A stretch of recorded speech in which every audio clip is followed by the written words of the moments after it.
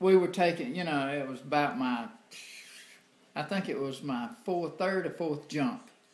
And we were taking off in an old flying box car, C-119. And I was like and they call them sticks. You got about 16 on each side.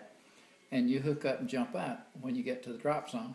However, when we started taking off, it was sailing pretty good. We turned at Fort Benning, Georgia, and he was gaining altitude. And the right engine started missing, sputtering and popping. And we didn't have, in those, there's no straps, all we ready to hook up, to a cable and jump out.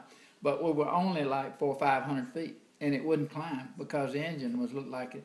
And I could look out the window and down there in the Okefenokee swamp, and that was scary. But it finally kicked in, and we got up, and I made my jump. And I worked at a lot of different things, and one of the things I worked down there was our malfunction NCO. I'd had a guy pick me up in the mornings, and we'd drive out where they were dropping parachutists. And as they came over, I had to watch and see, because back then with those parachutes, they would rip or split, or people they would call them a Mae West. One of the lines would get over in the middle, and they'd come down awful fast, and they'd break legs and all kind of stuff. And that's what I did, rode around out there. And at lunchtime, they didn't feed us too good.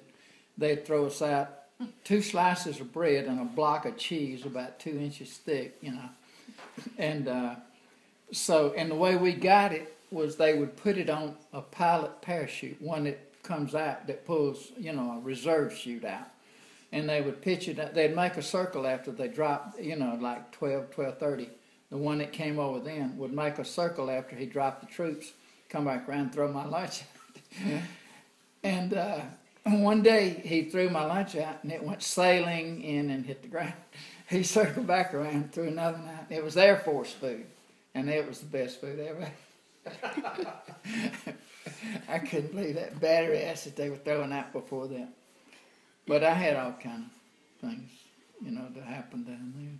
I remember you got to have a night jump, to graduate jump school.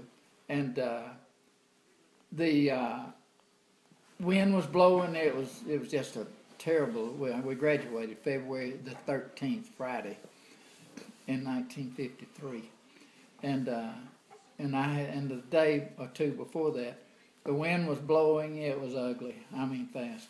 And they said, no, we can't jump. And then later on that afternoon, it was almost dark. They said, okay, we're going to jump. We'd been in our parachutes all afternoon, and it was horrible.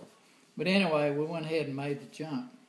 And that wind was blowing me so fast. When I came down, I was swinging, and when my feet hit the ground, I didn't even feel my feet hit the ground. All I felt in my head, when I banged my helmet on the ground. But stuff like that.